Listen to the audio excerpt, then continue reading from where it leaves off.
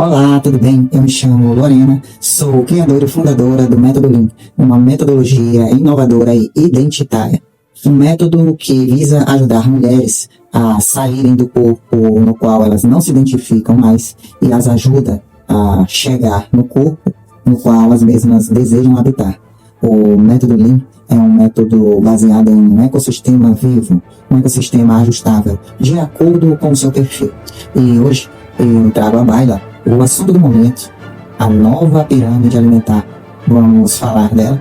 A antiga pirâmide não nasceu da fisiologia humana, nem da biologia evolutiva, nem da observação histórica do comportamento alimentar do homem. Ela nasceu de necessidades econômicas, industriais e políticas. Ao colocar os carboidratos como base da alimentação, a pirâmide tradicional inverteu a lógica biológica básica. Energia rápida passou a ser tratada como estrutura. Proteína que constrói tecidos virou coadjuvante. Gordura, essencial à sinalização hormonal e ao cérebro, virou vilã. Essa inversão não foi um equívoco inocente. Ela foi funcional a um sistema específico, a era da industrialização. Mas eu, intuitivamente, nunca concordei com a pirâmide antiga.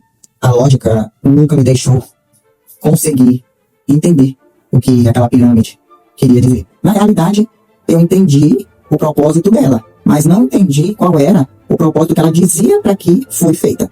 Antes mesmo de qualquer validação acadêmica recente, a pirâmide antiga sempre se mostrou incoerente do ponto de vista lógico. Não foi observando populações doentes que essa discordância surgiu, mas do meu raciocínio. Carboidratos não constroem tecidos. Carboidratos também não sustentam músculos. Carboidratos não fortalecem ossos. Carboidratos não são base estrutural. Logo, não poderiam ocupar a base da alimentação humana. É óbvio, né? Esse raciocínio não depende de moda, estudo recente ou autoridade externa. Ele depende apenas de entendimento básico de metabolismo. É simples. É por isso que, intuitivamente, a pirâmide antiga nunca foi praticada por mim. Ela sempre soou artificial, deslocada da realidade do corpo humano, sabe?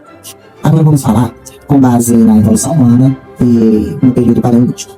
Sob a ótica da teoria da evolução, o erro da pirâmide alimentar se torna ainda mais evidente. Durante o período paleolítico e neopaleolítico, o ser humano era caçador-coletor, priorizava a proteína animal quando disponível, vivia longos períodos sem alimento, praticava o jejum de forma natural, desenvolveu força, resistência e capacidade cognitiva. A ingestão de carboidratos existia, mas de forma sazonal, limitada e não refinada, proveniente de raízes, frutos e tubérculos.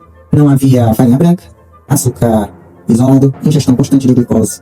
O corpo humano foi moldado nesse ambiente. A nossa fisiologia é resultado direto dessa lógica ancestral. Analisando agora sob a ótica do criacionismo, a coerência bíblica da alimentação humana, mesmo sob a ótica do cristianismo, a lógica se mantém. No Antigo Testamento, a alimentação humana jamais é descrita como baseada em grãos refinados ou carboidratos concentrados. Em Gênesis, após o dilúvio, o consumo de carne é explicitamente permitido, colocando a proteína animal como fonte central de sustento. Em Levítico, não há proibição de carne, mas sim regulamentação sobre quais carnes são permitidas. Isso demonstra que a carne não era exceção, mas parte integrante da alimentação. Em Êxodo e Números, a força física, a resistência no deserto e a sobrevivência do povo estão associadas a alimentos densos, como o cordeiro e a prática recorrente de jejum. Ou seja, tanto para quem acredita na evolução quanto para quem acredita na criação, há um ponto comum e inegociável. A alimentação humana sempre foi baseada em maior ingestão de proteínas, não de carboidratos. Eu sempre gosto de frisar o contexto histórico para que as coisas fiquem bem entendidas e fundamentadas.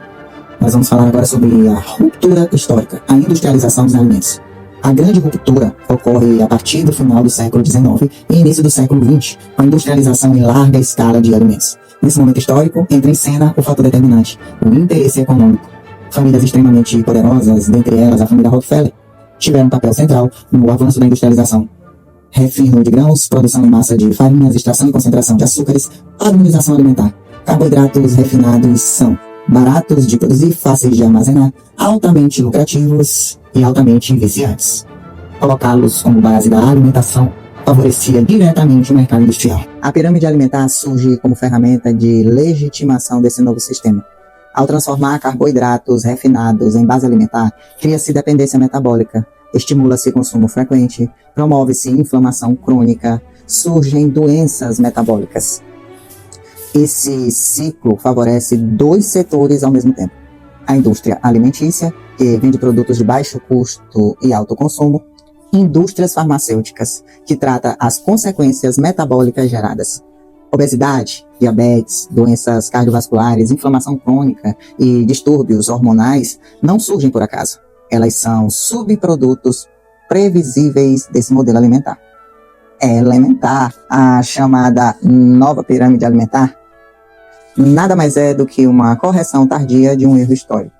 Ela não inaugura uma descoberta, pelo menos para mim. Ela apenas confirma aquilo que sempre existiu. Proteína como base, gordura como aliada, carboidrato como complemento, uma variável. O que hoje é chamado de novo sempre foi óbvio para mim, que raciocino a partir da fisiologia humana e da história. A antiga pirâmide alimentar não falhou porque faltava ciência. Ela falhou porque sobrou interesse econômico.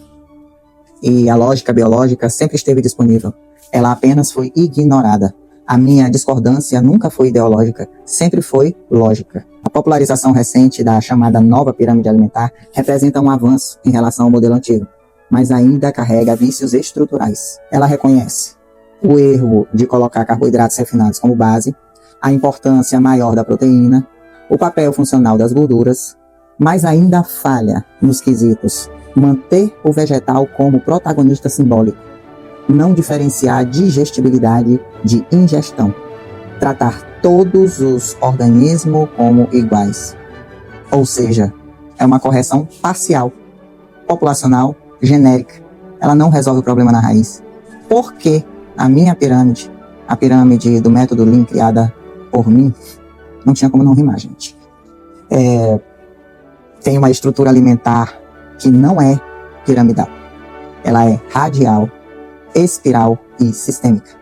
Isso não é estética, é arquitetura cognitiva. Como pessoa neurodivergente, a organização do pensamento não acontece em linhas rígidas ou hierarquias estáticas. Ela acontece por interconexão, retroalimentação e ajuste contínuo. Além disso, há um simbolismo importante. A figura triangular, com catetos e hipotenusa, sempre representou rigidez, subida forçada a ápice fixo.